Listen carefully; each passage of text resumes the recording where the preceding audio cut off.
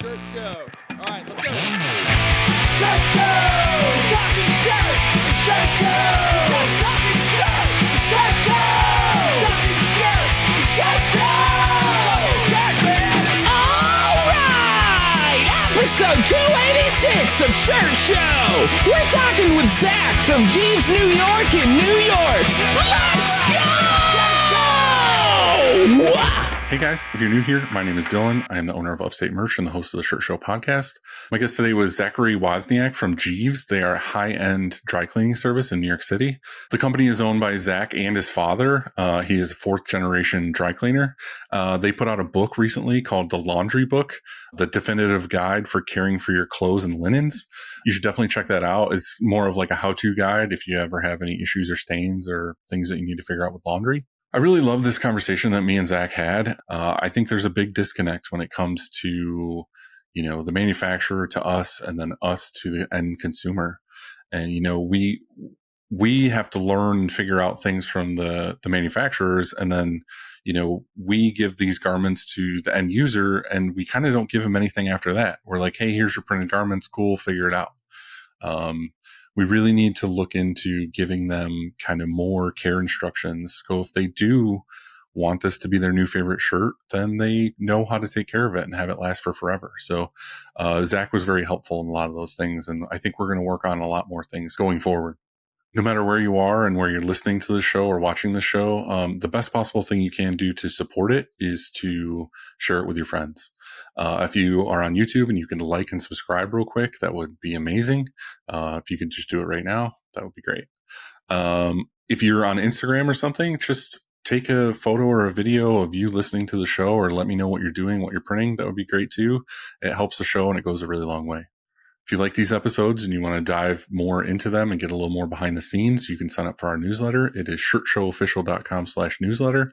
One comes out every single week and I write them and there's a bunch of stuff in there, tips, tricks, industry news. It's new every week. So go check it out. This show would not be possible without our amazing partners. Frank. It all starts with a screen. Whether it's new stretches or restretches, Frank and his team do it the best. To find out more, go to graphicscreenfashion.com. greatfuckingscreens.com or ffffrank.com. Cleaning screens is no fun, but EasyWay makes it way more funner. Their line of eco-friendly chemicals and equipment make reclaiming screens a whole lot easier. Right now is a great time to check them out because they have a new monthly giveaway where you have a chance to win $250 in product credit. Head over to easyway.com/giveaway to enter today. EasyWay is the easiest way. Graphics is your source for production-ready digital art and remote art staffing. They can help any size shop from just starting out to enterprise level. Looking to add a hero to your art department? Check them out at graphxsource.com. SNS is your premier partner in the apparel industry. With one website, one purchase order, 14 distribution centers, and over 100 beloved brands, you can streamline your ordering and hit free freight faster than ever. SNS has 1 to 2 day shipping with the lowest error rate in the industry. Be sure to order your blanks from ssactivewear.com. Today's episode is brought to you by American Apparel, makers of the iconic 2001. Soft, fitted, and always in style, this shirt has been the go-to for brands, bands, and print shops for decades. If you want a shirt people actually want to wear, try starting out with the iconic 2001. For over 90 years, Stahls has been the leading choice among apparel decorators for their heat transfer materials, heat press equipment, and custom transfer services. Not only do they offer some of the best products, but they are always looking to innovate and educate our industry on all things heat press. Head on over to stahls.com to order your transfers and check them out on YouTube to be taught a thing or two. Ryonet has always been that solid go-to resource for screen printers. Not only are their supplies super reliable, but their network of education and support is next level. Whether you're figuring things out or fine-tuning your process, they've got your back. Check them out at screenprinting.com. I just want to say I appreciate you all who listen and watch this show. It means the world to me. If you want to reach out to me personally, you can hit me up on Instagram at ShirtShowOfficial, or you can email the show or go to the website, and I would love to get back to you. If you have any suggestions of people you want to see on the show or things you want to just see in general, let me know. I'm here to chat. I appreciate you all. Thank you. Enjoy the episode. How's it going? Good. How are you? Good. This is a little bit different episode for us. Normally we're talking to other printers, stuff that, is kind of more in the print world. But, I I was following you on Instagram, didn't know necessarily where you were or whatever. I just loved your like educational content on, care instructions and all these other things. So I thought it would be really cool to have you on to kind of like bridge that gap a little bit, because I've been in the printing industry for 20 years basically now. And a lot of the people who watch the show are print owners and people that are doing apparel decorating. And the thing is, there's kind of a little bit of a disconnect when, we get blanks from a manufacturer, we do the decorating and then we send them out and we're kind of like, all right, cool. Like we did our part and, it's up to the customer to take care of that shirt. We always want to make sure that the customers who are getting these are doing their best to take care of them and they can have it be their favorite new shirt and they're going to wear it for forever. It's going to get a million impressions. But if they don't take care of it right, then it kind of defeats the purpose. So I thought it would be cool to kind of get your opinion on a bunch of things. Can you like tell us who you are and kind of like how you got started? And also, I didn't know you went to BU either. So that was pretty sweet. Yeah. Had a great time at Binghamton. I was in the engineering that's not said there. That's not said very often, by the way. I know. It really came up in the 4 years I was there. I started in 2011 and 2015 is a really interesting transitionary time from my perspective, because you're in Vestal, Johnson City. I'm in Whitney Point, which is like 10 minutes from Binghamton. Okay, cool.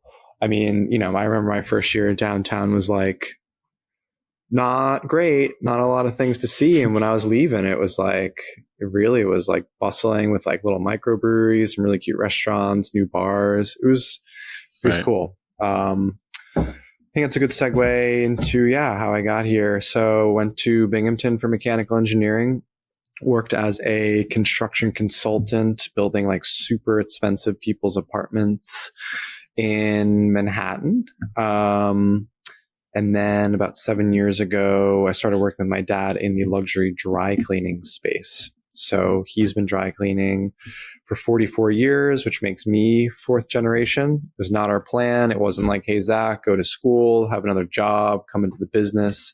He was pretty adamantly against me getting into it because I don't really think he was having a good time. Yeah. And then, spring of 2020 hit. We all know it happened, particularly brutal for dry cleaners, which was deemed an essential business. We had to stay open, which was wild because no one's going to the office. No one's wearing dress clothes. No one needs stuff dry cleaned. So we had to do something else. My dad had this blog, a lot of written format tips called drycleantips.com. And I was like, we got to just turn this into video for like SEO, backlinking, getting into editorial stuff. And that was about 5 years ago. And luckily that was right when short form took off. So kind of to go back into your story a little bit, like you went for mechanical engineering and all that stuff. Like what did you decide once you got into that world, you were like, this isn't for me. I don't want to do this. Like I would rather go help dad. Yeah, it's a really good question. So I had a few internships within the engineering space. Engineers are really interesting people, super, super smart, but getting people to like go out to lunch and then like have a little bit of fun wasn't really in the cards from my point of view, especially in the educational space. So, and I think the idea of engineering that was pitched to me when I was at school is very different from it being applied. It was like designing like fire alarms and like ductwork for restaurants. And I was like, I kind of wanted to put like missiles on battleships, but I don't think I was smart enough for that. My dad's business was always solid. I just, he approached me about it. And he's like, hey, we have like very similar clientele. I think it would be an easy transition for you, me, to handle that level of client, really help with the process of what we do, update the business, modernize it. I looked under the hood. I was like, I think a little bit of help would go a long way. And we work really well together. And I think we've built something pretty amazing. Yeah.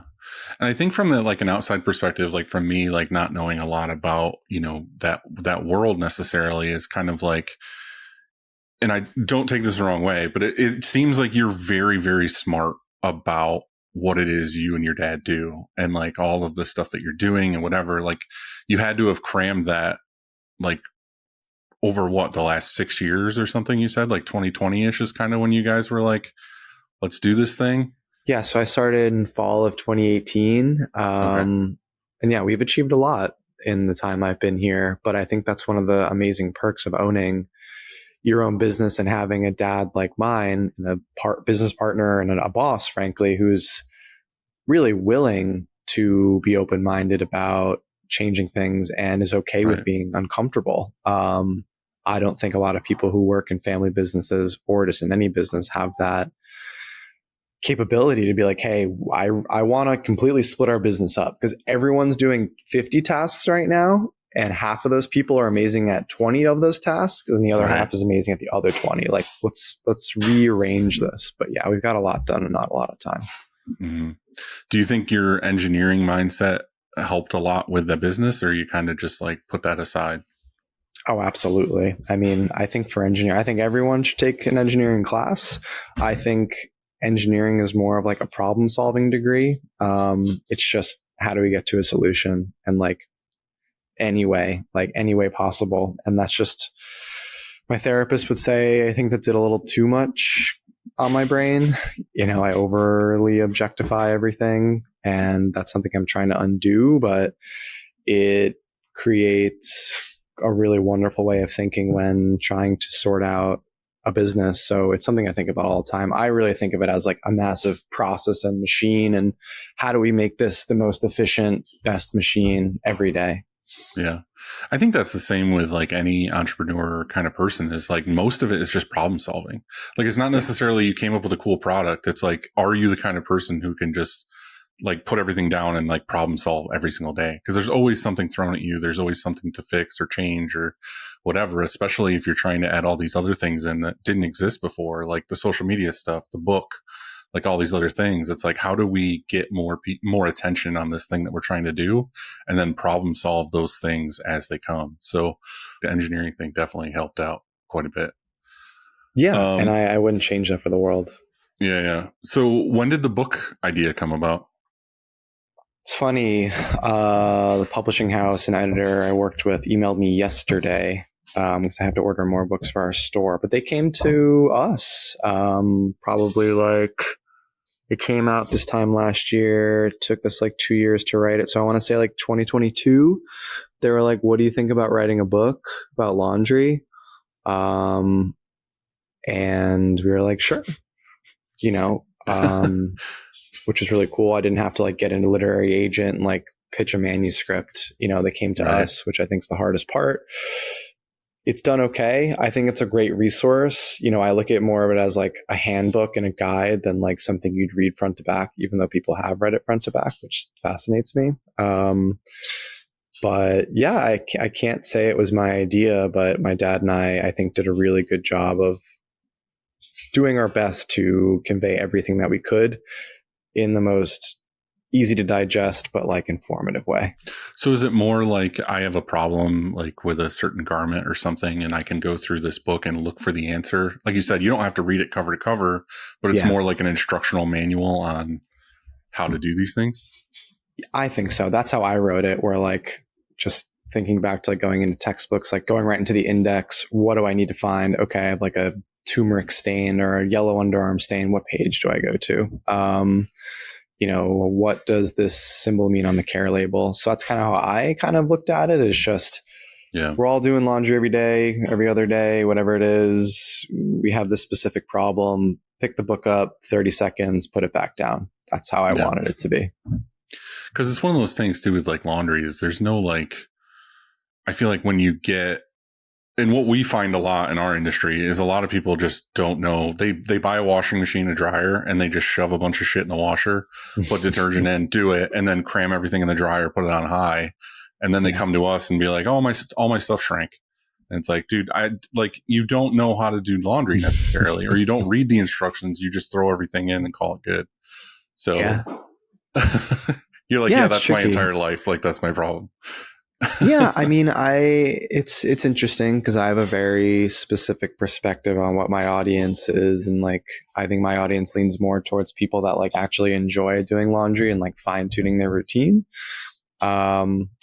obviously content that reaches a wider audience, I think, is reaching those people that have no idea what they're doing and they have this epiphany moment.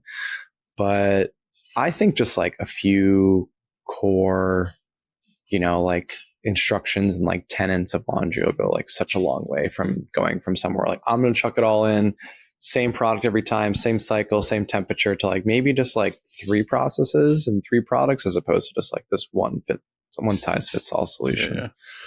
Can you describe, I guess, in a broad way, like what dry cleaning is versus just someone doing laundry? Because like even me, like I had to research some of it before I talked to you, of like, I don't even know, like I've never taken anything to the dry cleaner before. I'm not the kind of person who necessarily has items that I need to take to the dry cleaner. But maybe I'm wrong. So can you kind of like tell us what that means? Yeah, I'll try and keep it short. So a dry cleaner and dry cleaning, 2 different things. Like a dry cleaner, I think, is kind of like a mechanic. We have lots of different pieces of equipment and tools and solutions to like handle your clothing. But the actual process of dry cleaning, it's a big old washing machine. It's gigantic. It's like 3 times the size of a refrigerator, front loading, looks just like a washing machine. It uses a liquid cleaning process, but it's called dry because it's using a solvent that isn't water. In the world of chemistry, water is wet. Nonpolar solvents are dry. Another reason it has that name is because clothes go in dry and they come out dry. So it's a washer dryer combo. But it uses a liquid that's clear, looks like water, doesn't smell like water, and doesn't taste like water. Can't say I've tasted it, but it's a closed loop system. So the solvents sit in these tanks, they're dispensed, then they're dried, and they go through like these 4 very thorough filtration steps, and that solvent is recycled and the nasty bits are mucked out. Why would you want to do that over just a regular washing machine? I'm guessing it's certain garments that can't have water and whatnot. 2 reasons. It's the textile and the stain. So like a tightly woven wool men's jacket with interfacing, water is going to swell up those wool fibers. You're going to have felting problems, and the weight of the water will also probably cause issues with your interfacing. Just jack it up. And then in very broad senses, like removes like. So for example, body odor, sweat is water-based. We want to use water to get that out. But things like makeup, cooking oil, grease, wax, anything like oil-based is much more easily removed through a dry cleaning process, which is a much more oily type solvent. So I kind of see even 2 pools. It's okay, a specific solvent would ruin this garment just by its interaction, like, water and wool, or like it's cotton. So I could wash it with water, but it's just covered in an oil paint stain, and water's not going to do anything for that, right? Like oil and water don't mix. So, and then you get into this really tricky gray area where it's like, I have a wool suit, but it stinks of body odor. I need to use water. What do I do now? So that's the dry cleaner's dilemma. What do you do now? You call the client and you say, I'm going to ruin your jacket. Are you cool with those risks? Because I don't think you can wear it right now because it stinks to high heaven. Right. And get another jacket, trade it out once in a while. Yeah. What's your typical customer? Like, I'm sure you get like the people coming in for onesie twosie items, but do you have more of like a bulk commercial kind of client?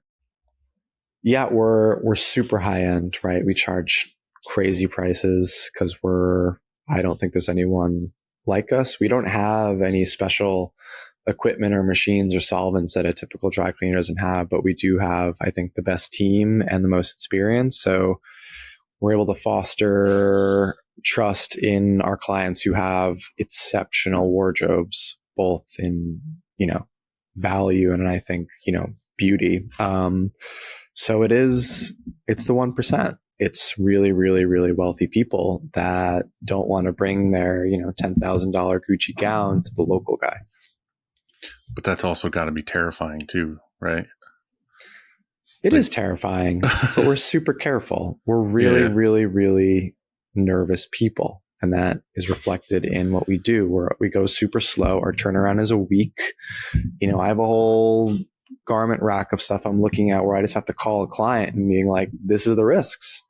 Do you want to proceed? Because I don't want that call 2 weeks from now being like, you ruined my bag, and be like, we talked about this. You said I couldn't wear it. We knowingly tried something that it was damaging, and here we are. But luckily, we don't have to have that conversation frequently because we're doing it at the beginning of the process. Right. Do you have some kind of like waiver or insurance policy where it's like, hey, I warned you this could happen, and then they're like, they can't come back at you? And yeah, I mean, look, those are few and far between. Like, for example, leathers and suedes, we have a pretty typical release form where like there's like a dozen things that can go wrong with cleaning skins. It's just a bit of a monster. And then usually if I call a client, first of all my calls are recorded. Second of all, I usually am following up with a written email being like, hey, Mrs. Johnson, just reiterating, these are the risks. You said we can proceed with this. Just following up. Hope you have a great day. But look, things do go wrong.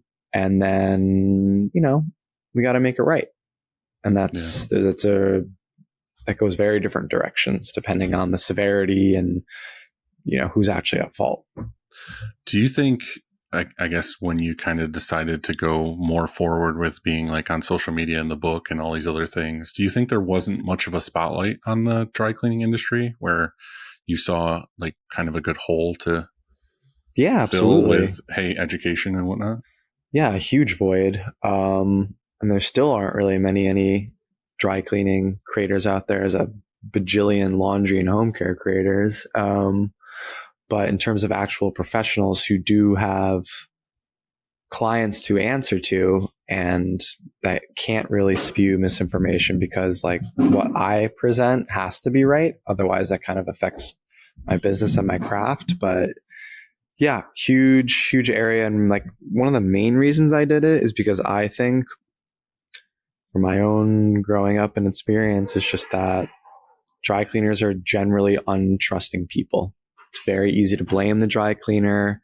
I mean, there's like 4 Curb Your Enthusiasm episodes about Larry getting into beefs with dry cleaners. Like, I think they get a bad rap, and I kind of wanted to de-villainize dry cleaning, and I wanted that to help the industry entirely. Is to be like, okay, let's pull the curtain back. Let's show folks what we actually do and the value we add, and why certain things should go to a dry cleaner and certain things you can do at home. But let's try and demystify what happens back here.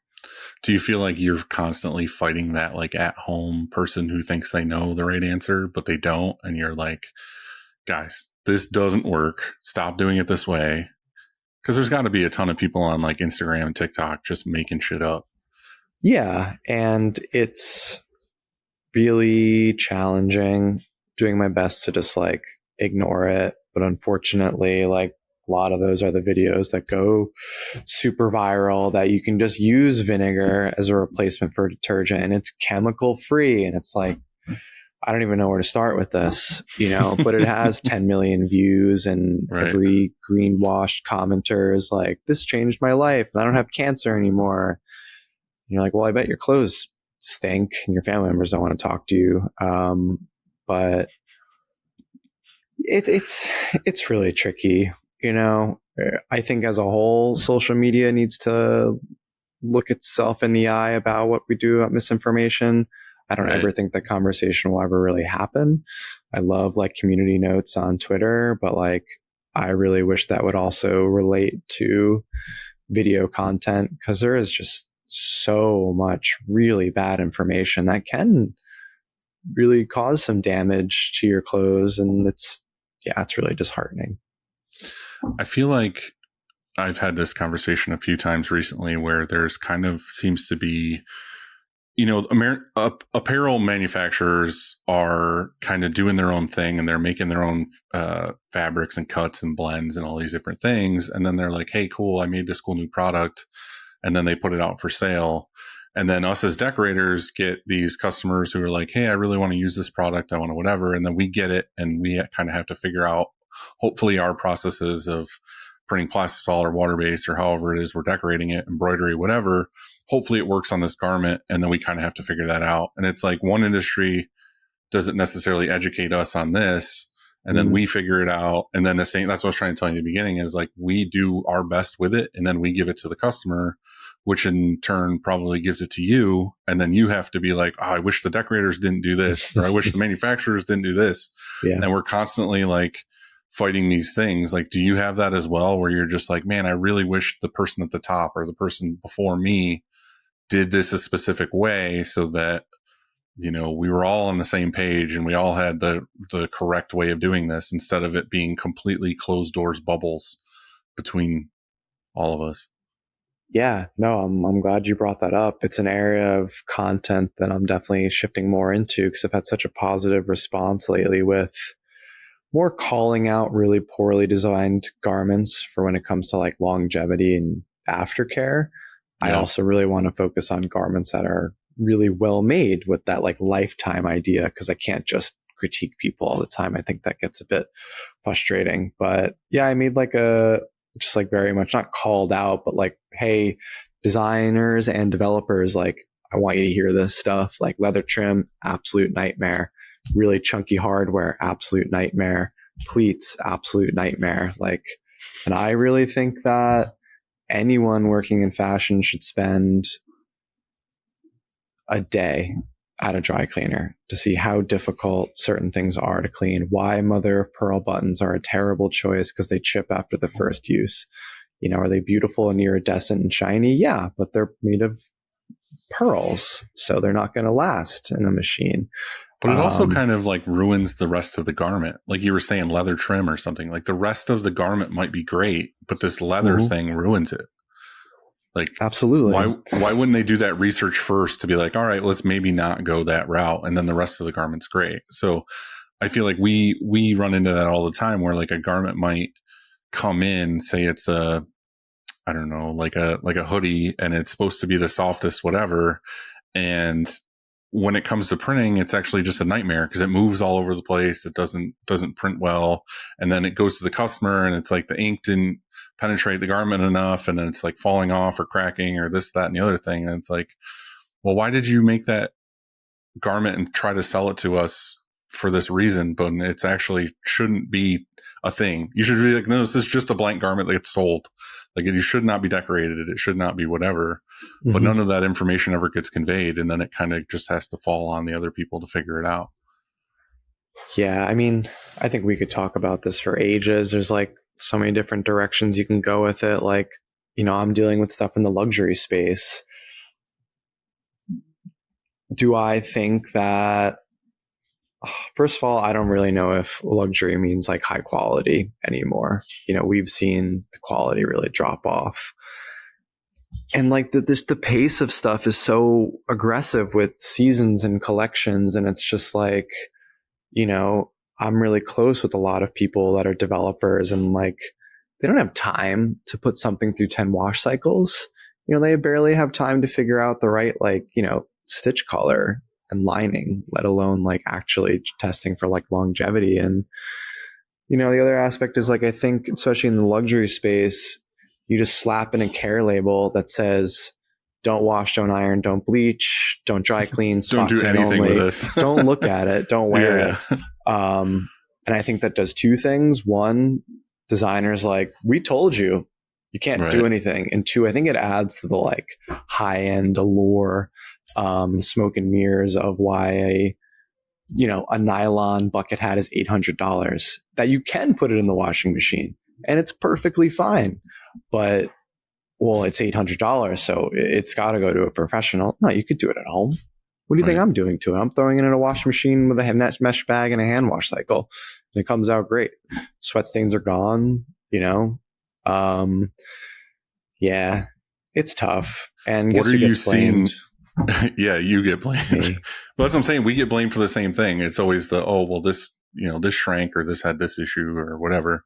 What are you seeing as like some of these like quality things? These people are just trying to get fast fashion out, and it's kind of like, we don't really put, like you said, all the extra care into it? Or is it more resources as far as like the actual fabric itself, or? Yeah, something my like business partner has been talking a lot about is she's a strong believer that a lot of knits lately, the actual material and yarn that brands are using is much lower quality and are more prone to pilling, ripping holes because they're just not as sturdy. She's in her 70s, and I'm inclined to believe her because she's cleaned millions of garments and is able to look at this over 4 or 5 decades. Right. I've She only can been doing get this the for average. 7 years. So like, this is an area I don't love to like say like I know what I'm talking about because my data pool is much smaller and I'm not touching things every day. But just from the veterans that I work alongside with, it's just, also think of it as Chanel started as like women's suiting. Now they're making like graphic t-shirts. They don't have a lot of pedigree with making graphic cotton tees. And I've had issues with their graphic tees and they're $800. Like, you don't know how frustrating that is for us who make graphic tees every single day when you see a shirt and you're like, how is this $1,000 t-shirt? And for us too, it's like this huge thing on like eBay and like whatever else it is, where it's like the trashier the shirt, the more holes, the more ripped up and whatever, it's like the more expensive it is. I'm like, dude, my dad is wearing a Carhartt that's got 1 million holes in it from actually working, and he'll sell you that for $20 right now. Like, you don't have to spend 10 grand on it. Like, no, that stuff just is outrageous to me. Like, I don't really understand it, but I don't know. I just didn't know if you had any ideas of, because that's a big proponent of me with like shirt show stuff, is kind of trying to get more education out and more focus on like, okay, let's get more accreditations. Let's get more people talking to each other that can kind of flow all this stuff together. And it's kind of like, I don't know if you've seen it or not, but there's a new show on Apple called like Pluribus or whatever. It's like the Vince Gilligan, who made Breaking Bad. He's making the show, and basically, not to give it away or anything, is just like this thing happens, which they don't tell you. And then all of a sudden one day, everybody's mind is like, they're all one being. It's like hive mind, like every human on the planet except 6 people. Wow. And it's like, I kind of wish like part of that was like, some in the show, everybody knows everything. Like, all of those people know everything from a surgeon to, someone who works on submarines to an astronaut, whatever. They all have that information because they're all just like one mind. And it's kind of like, we need to have some kind of summit where it's like, the dry cleaners, the people in my industry, the people who make the garments, all these things, and be like, hey, how do we make these things better? We don't necessarily have to be like everything has to be a high end quality, whatever, but more like, if you're going to do it this way, how can we make it to where it all works, where we're not making a ton of garments that just go into landfills because they are used one time or they are used whatever. It's like, let's make premium items that are going to last people a lifetime, but also make sense and aren't super expensive and all these other things. But not that we're trying to put each other out of business to a sense, but it's kind of like, I think we just need to make better things. People re-wearing the same thing is what I want. And I want that stuff to last 500 washes, not 5. Right. Unfortunately, again, this is probably the last thing I'll say about this. It's just like, I've had folks at retail stores, come at me with like, well, that client should be buying a new one. Like, they shouldn't expect it to last that long. It's old. It's from 2 seasons ago. And I don't blame them because they're all about commission and pushing product. But I do think it's like a really, really serious greed issue in our whole society, but specifically in like high-end fashion, of just like, well, just buy a new one. Like, what are you talking about? It's so incredibly wasteful, and I don't know, it's just a huge problem, like on a big scale. Like, our industry is very, very wasteful. And that's something that like I want to, especially with our shop, like promote more like a premium item to where it is your new favorite shirt. You wear it forever, and then you pass it on to your kids, and then they wear it, and so on, and whatever else. But to move on from that, I see yesterday on your stories, which kind of boils into a lot of what I want to talk about, is like the care instructions on tags. And you kind of already talked about it real quick, is it's like, here's all these don'ts that basically aren't realistic. But, with your poll yesterday or whatever, what did you find out? Did people just not know what half of those things meant? Can I pull my phone out quick? Yeah. Because I was like doing a little like recap to like actually like go back. People. I mean, I know the answer already is a lot of people don't have any idea what they mean. Yeah, I did 3 questions. We talked about the wash symbol, the ironing symbol, and the dry cleaning symbol. People did great on the iron on warm symbol. So again, like super quick. The dots increase in temperature. 1 dot's cold, 2 dots warm, 3 dots is hot. So the iron symbol had 2 dots in it. People did great there. It was about 50-50 got it wrong for dry cleaning, which is just a circle symbol. It was a circle with an X through it. So it's do not dry clean.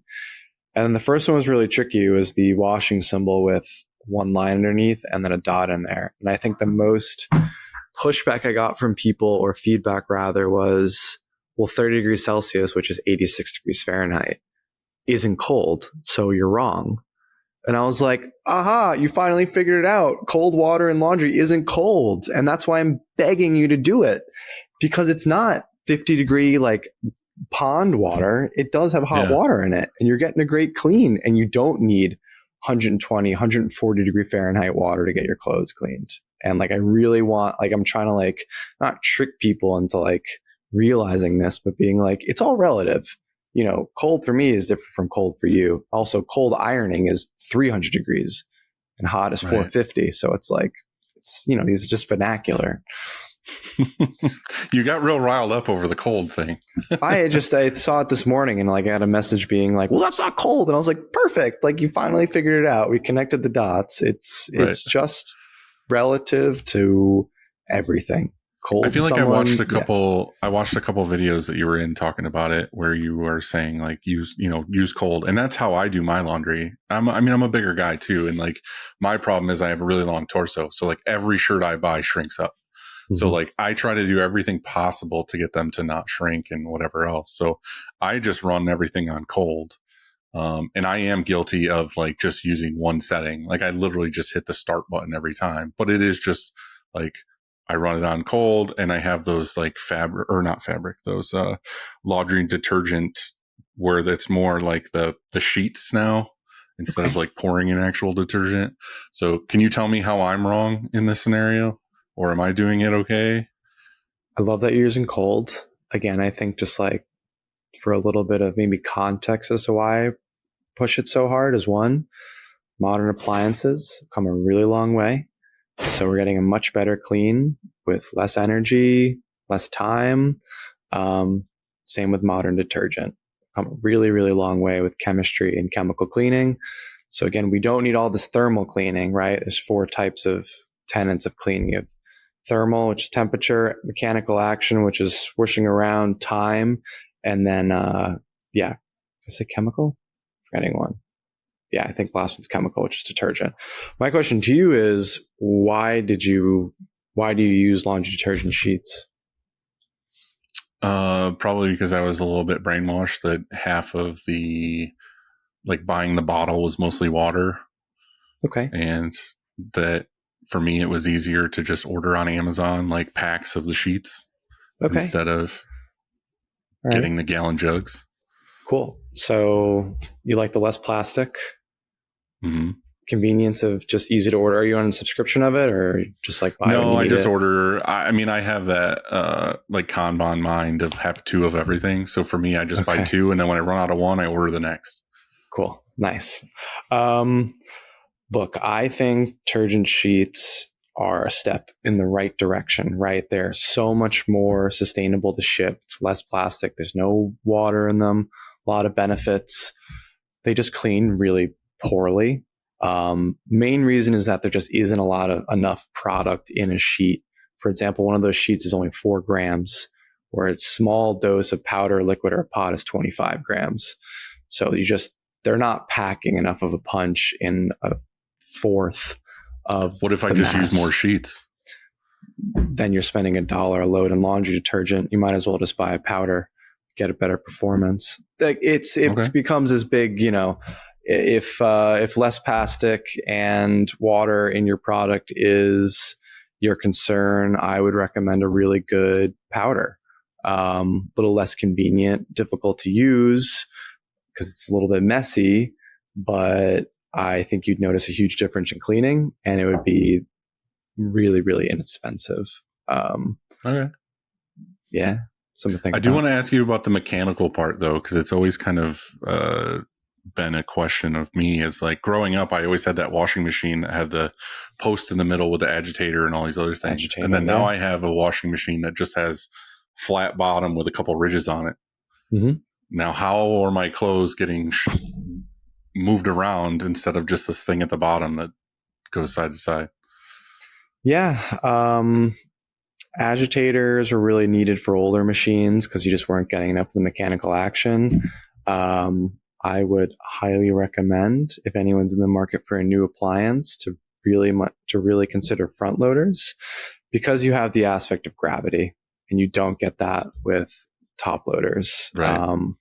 I think mechanical action is probably the most important aspect of cleaning. Just like washing our hands, Yeah. you got to actually rub it around to remove dirt and soil from our clothes, and front loaders do a great job of that because we have the addition of gravity. I mean, objectively, anyone who tests appliances will tell you that top loaders don't clean as well. There are pros and cons of both. You'll never, ever, ever see a top loading machine in any professional laundry setting, though. You're like, nope, just don't buy it. I want to go back to the care instructions because that kind of goes back before the laundry stuff.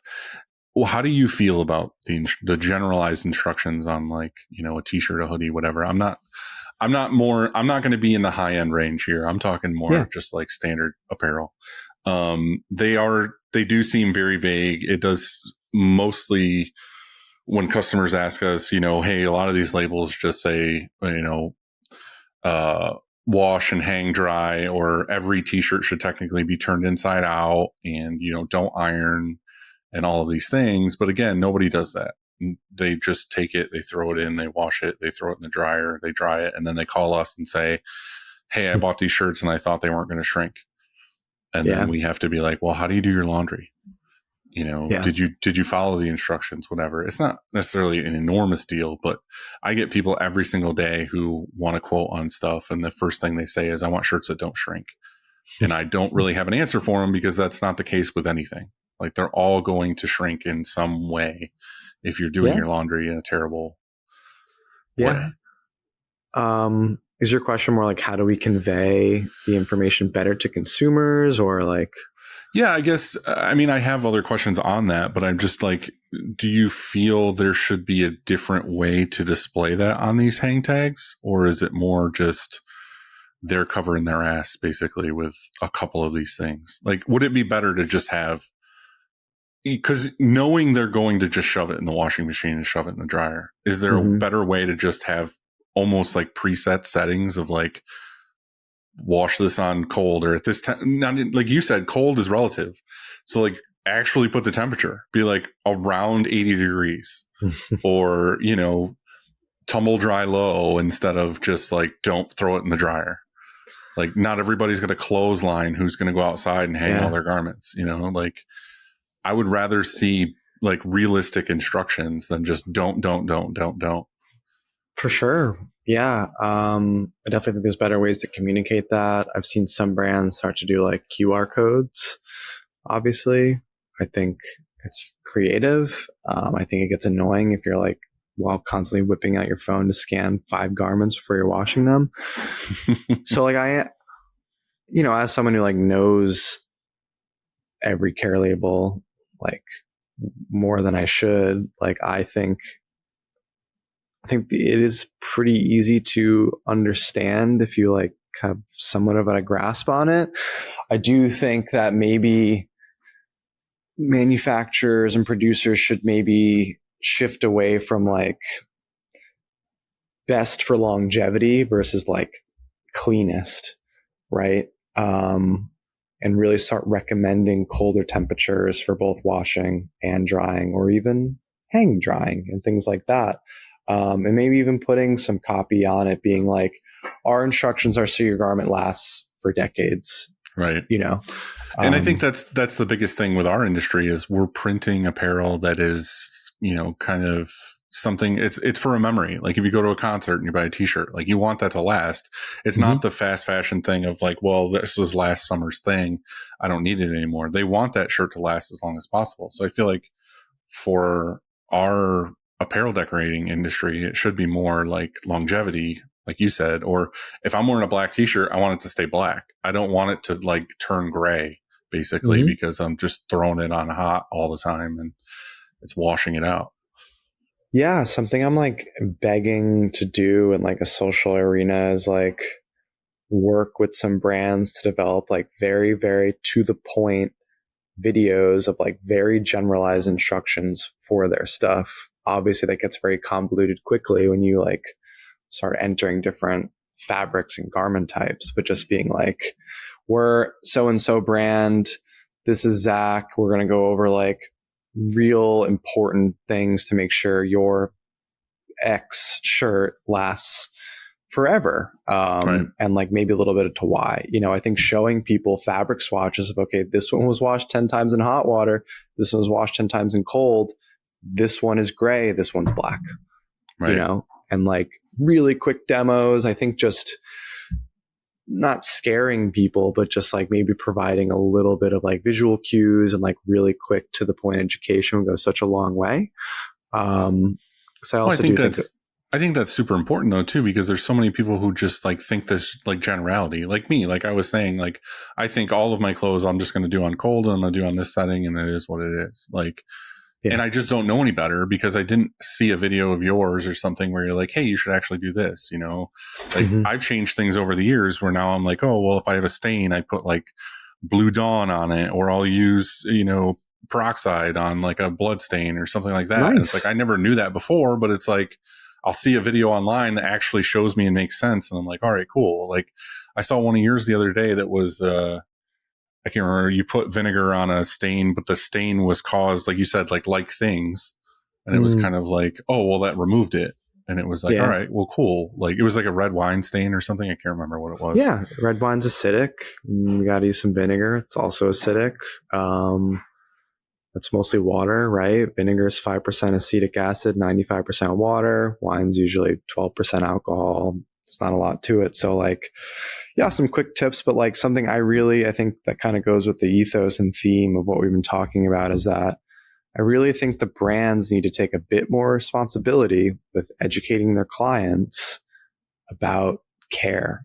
Because to me, it's like, I'm like, guys, if you show that you care a little bit about your customer and that you want to educate them a little bit so they become like a lifetime customer and not just a fad customer, that I'm gonna be like, okay, like I want my kids to wear, not like them, but I wear Blundstones a lot and like they last forever and I know how to care for them and I know why they're so good. And like, to me, that's really important. And I think it may be less of a pitch from like a less immediate pitch of like turning them into sales, but like, it's the same way I'm kind of looking at my social media content with my actual business. We're trying to evolve, develop trust and also awareness. So it's that person who does become extremely wealthy and does start buying really nice clothes, knows about Jeeves well before and becomes an aspirational client. Right. Yeah.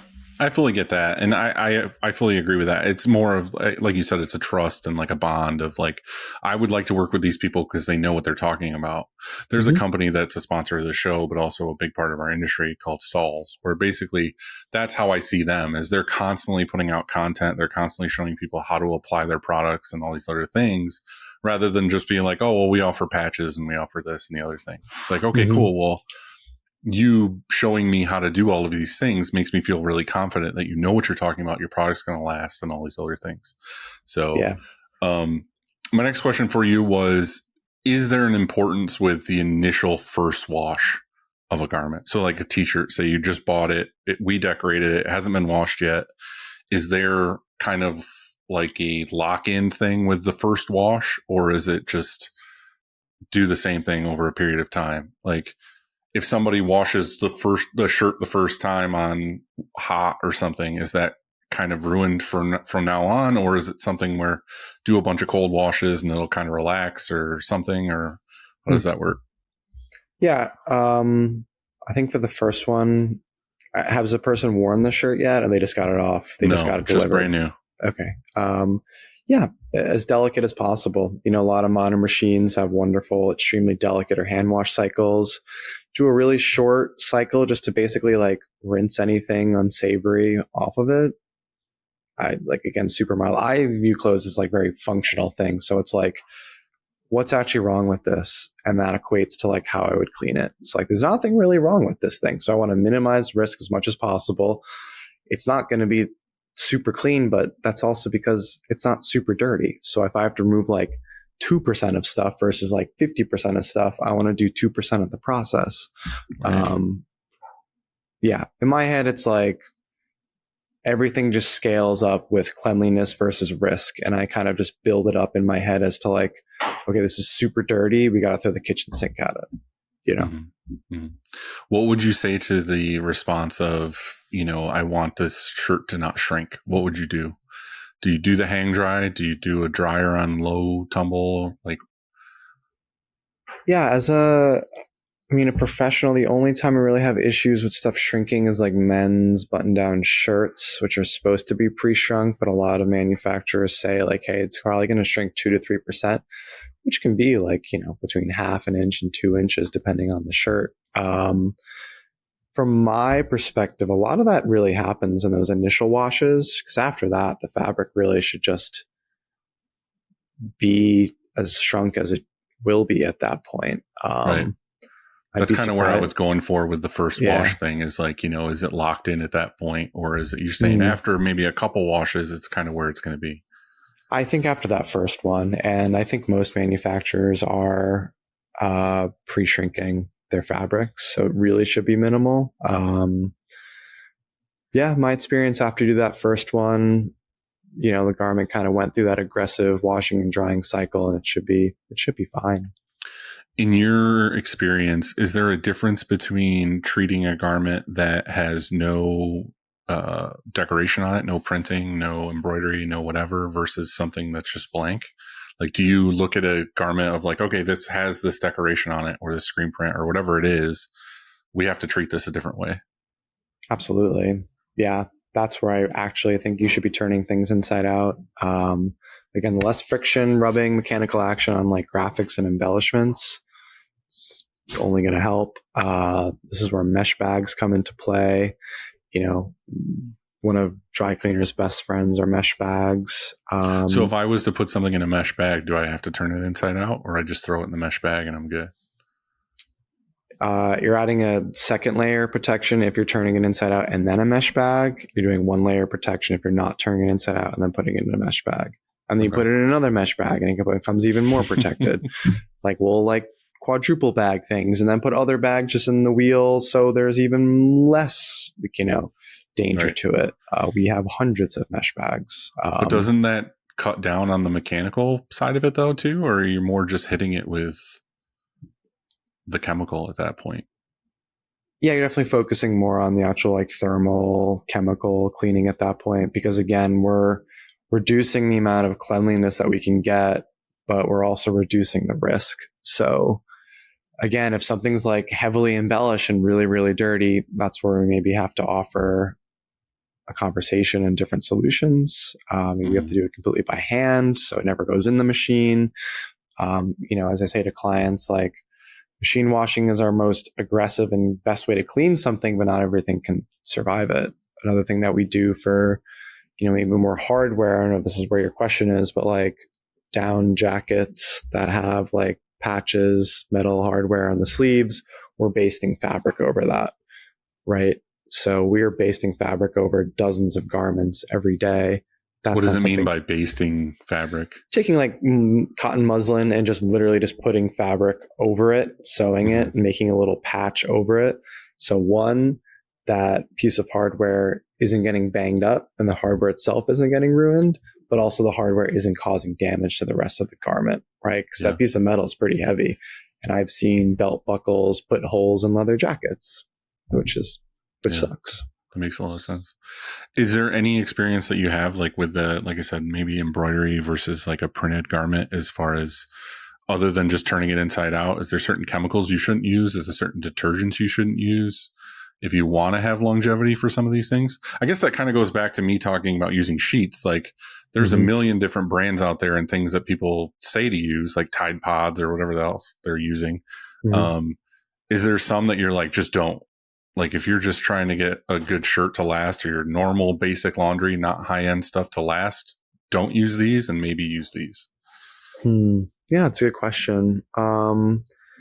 So free and clear products means no dye, no perfume. I think those are really, I mean, that's only what I use. I don't really want.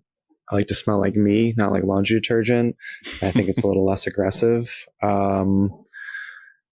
There's basically enzymatic products, which have enzymes in them, which is really important at stain removal, and then non-enzymatic, which are purposefully less good at cleaning, but are more delicate on your fibers. Like Woolite is an amazing, delicate detergent that's really more surfactant or soap based, that I think for stuff that is lightly soiled, that you wore your Hobbit shirt and it's not dirty and you just want to rinse out a little bit of sweat and body oil that you cannot avoid, but you want to make sure you're not getting odor rebloom. Yeah, I would use something like a Woolite, which is kind of a bare bones formulation, but it's still going to, I think, solve your problem. But your problem isn't that hard, so you don't need a serious solution. Makes sense.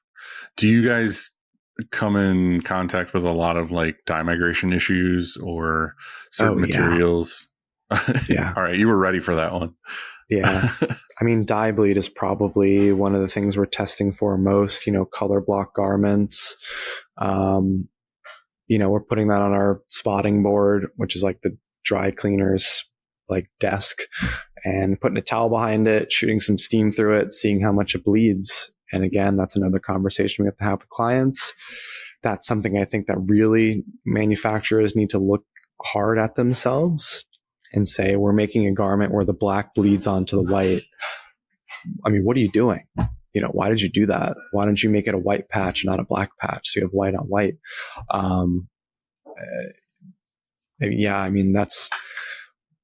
It's terrible when something bleeds and then it affects someone else's clothes, but it's few and far between. I think that's what separates people that are really, really good at caring for people's clothes, dry cleaners, and people that are just kind of like, it'll be fine.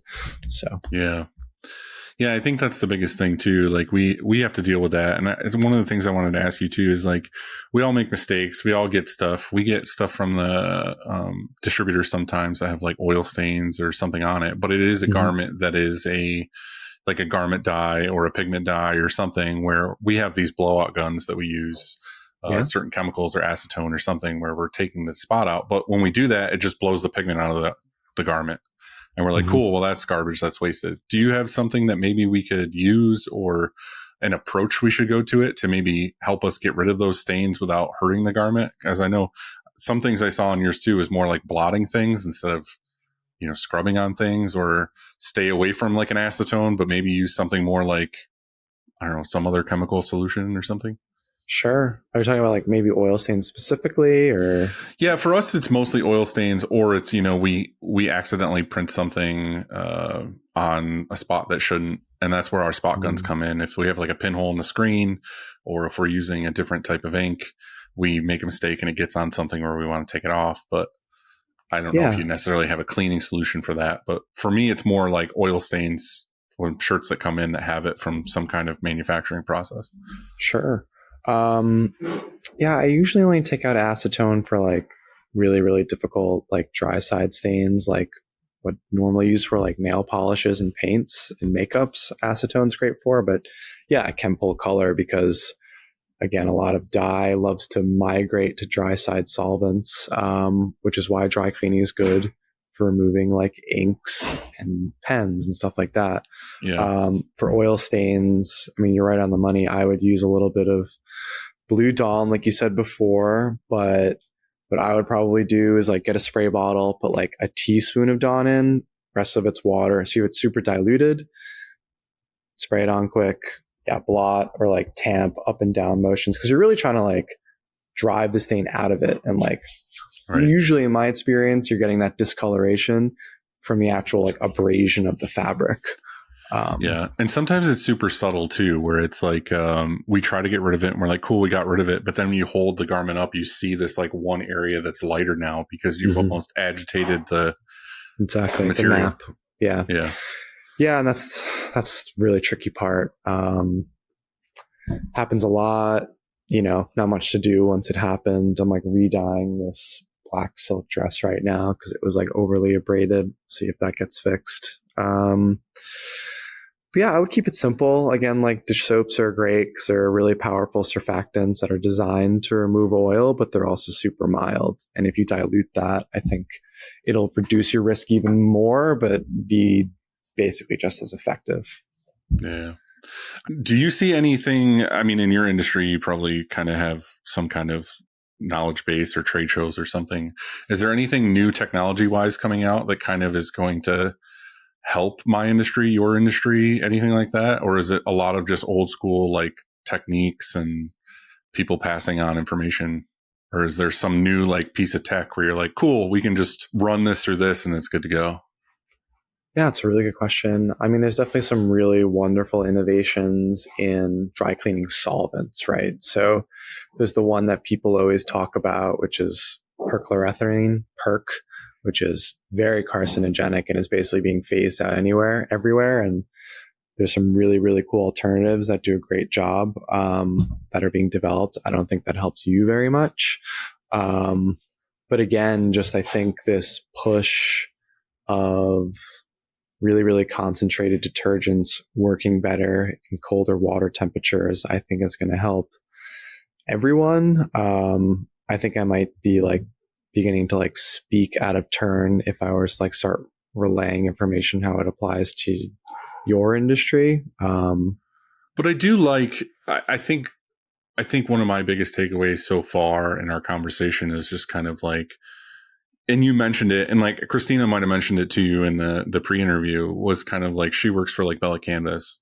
Mm-hmm. And there's a lot of companies like that where basically they could use someone like you to do all of these wash testing. Because there are companies like Made Lab and stuff that we have where they do print testing. They're like, okay, well, you can discharge on this garment. You do this and the dye migration on this and whatever, but there's not a lot of aftercare. And I feel like the aftercare is really important, which is why I wanted to have this podcast with you in the first place.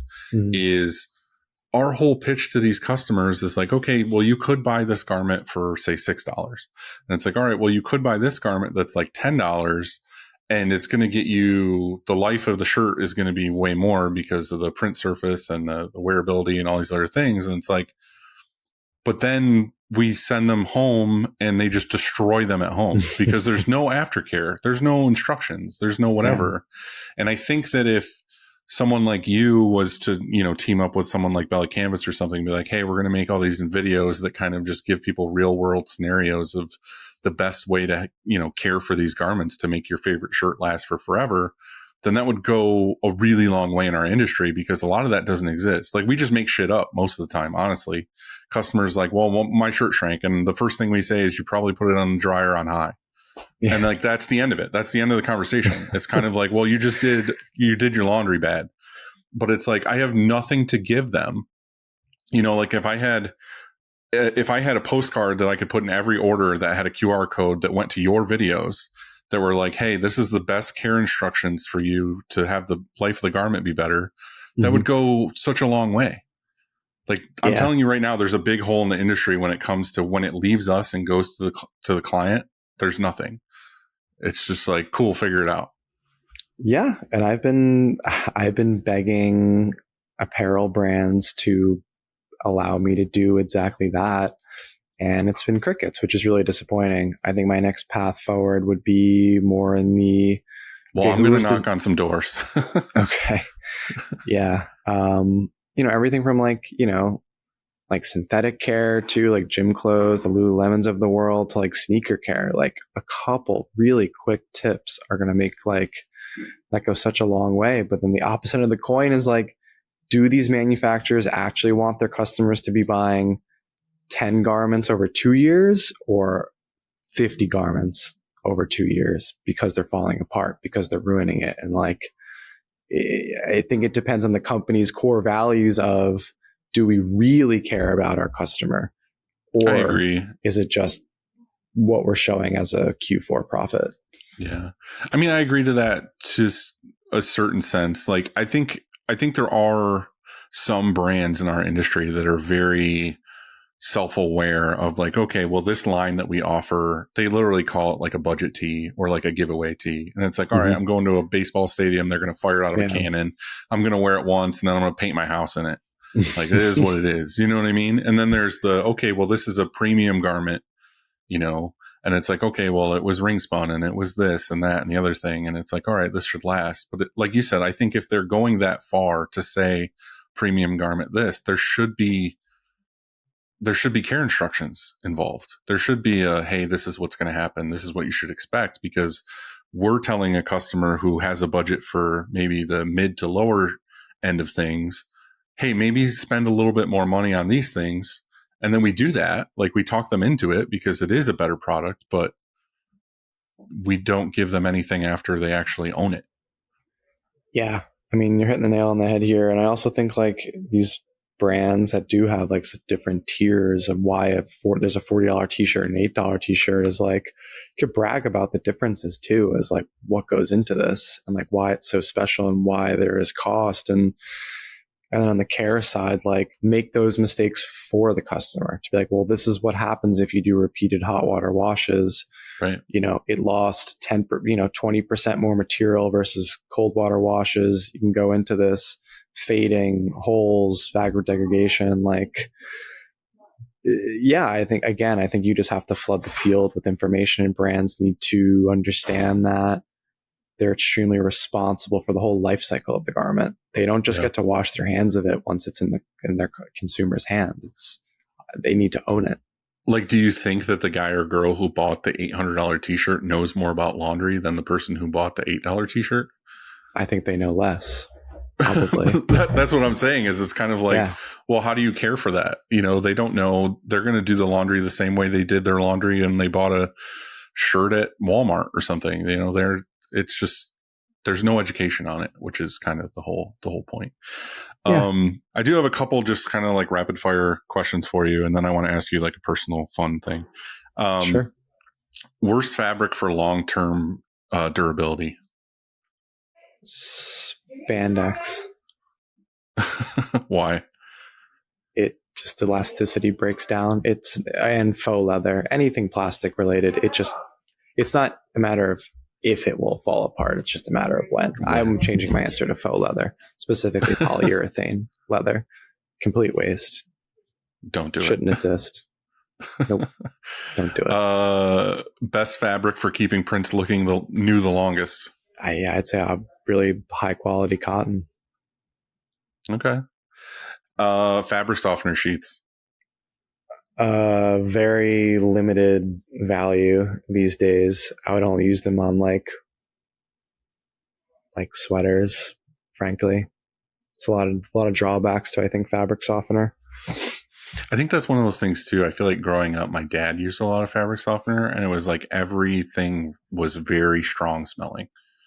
Like, it's heavily perfumed, but it had a lot of value way back when, because like cotton was uncomfortable and scratchy, and you needed to lubricate those fibers to make it like bearable. But now they're kind of putting that in the detergents. They are. Or is it more the garment? I'd still say like fabric, enhancers, conditioners, softeners. I would love to see the numbers if they're actually like recessing or growing. I know some of the big brands are shifting the way they're looking at like post-wash like application of stuff. There's some really cool new gen like versions of like fabric softeners, which are like ideal for like synthetics.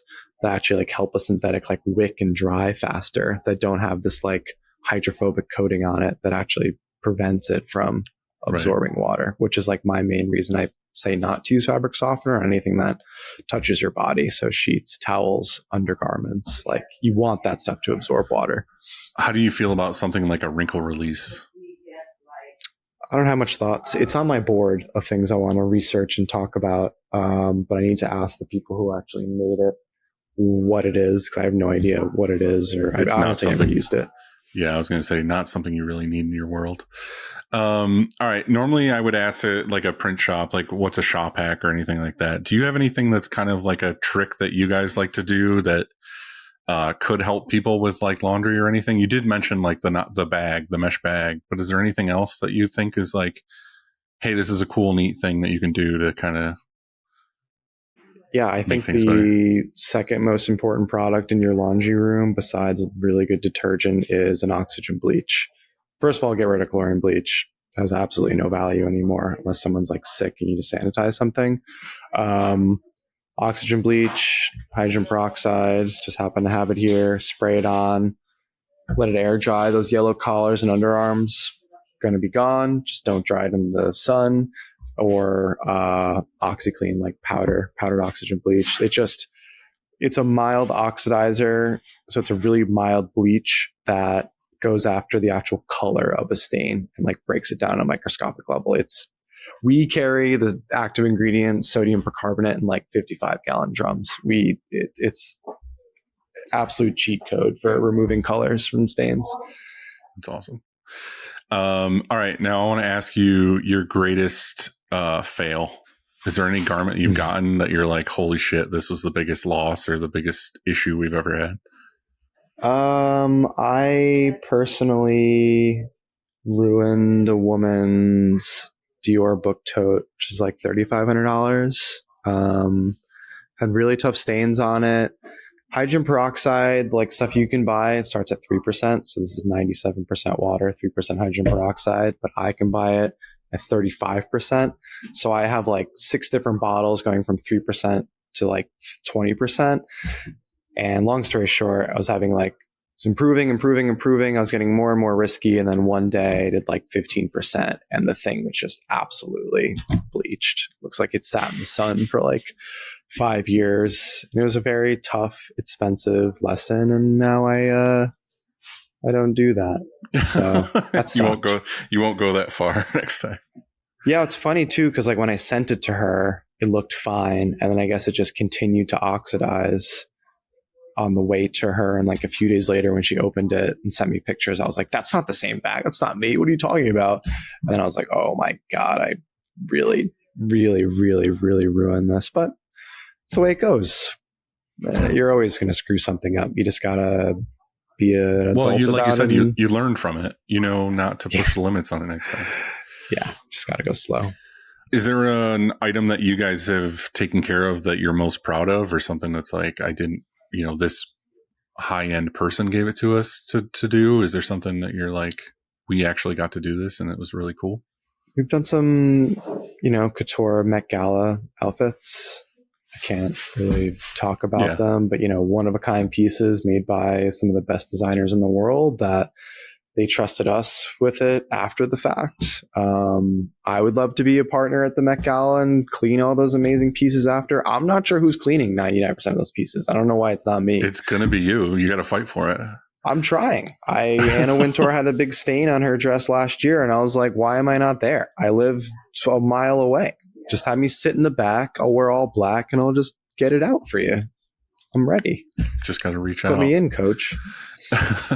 Is there a stain specifically that you're the most proud of that you got out? I just posted about it yesterday, but like anything with turmeric in it, a lot of people think is a lost cause. And that's why, again, back to plugging oxygen bleach. It's just a very colorful stain. And I was going to say, that's like the orange, right? Yeah. So that's what gives curry its yellow color, mustard.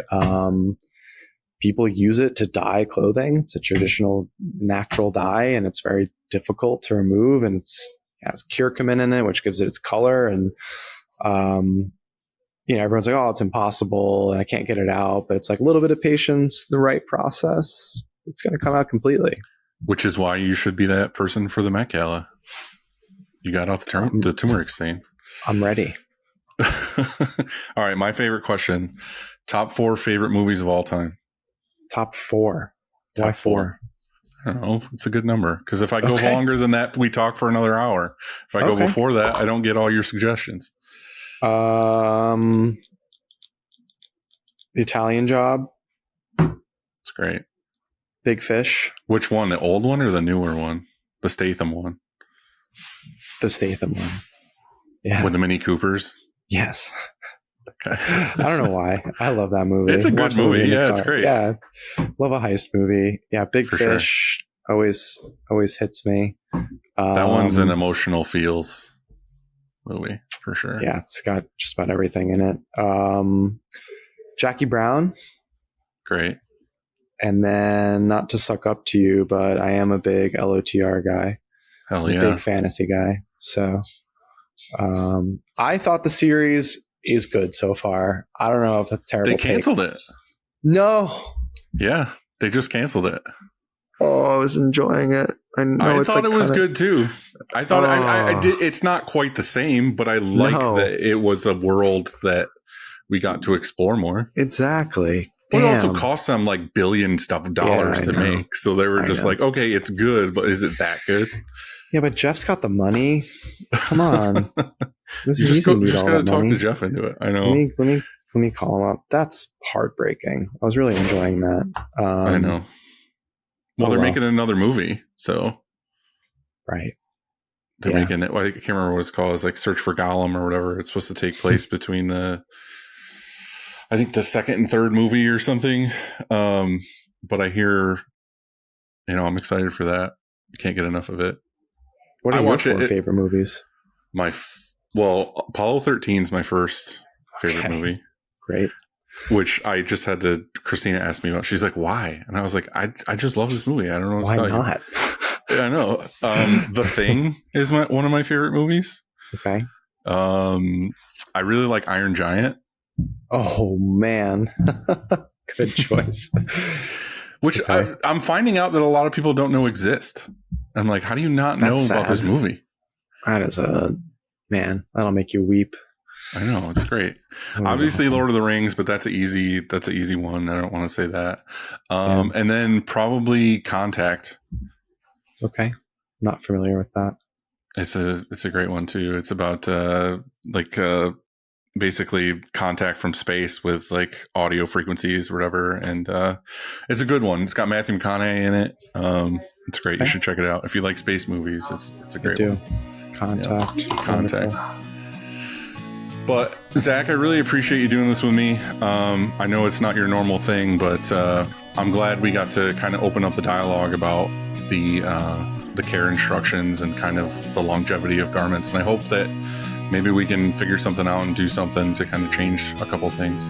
Yeah, absolutely. No, I appreciate you thinking of me for this. I know I'm different from your normal guest, so I hope it's not too tangential to the normal. No, I think we're good. Chat. Cool. Yeah. Well, I appreciate you, man. I hope you have a great rest of your day, and we'll talk soon. Yeah, of course. All right. Talk to you soon.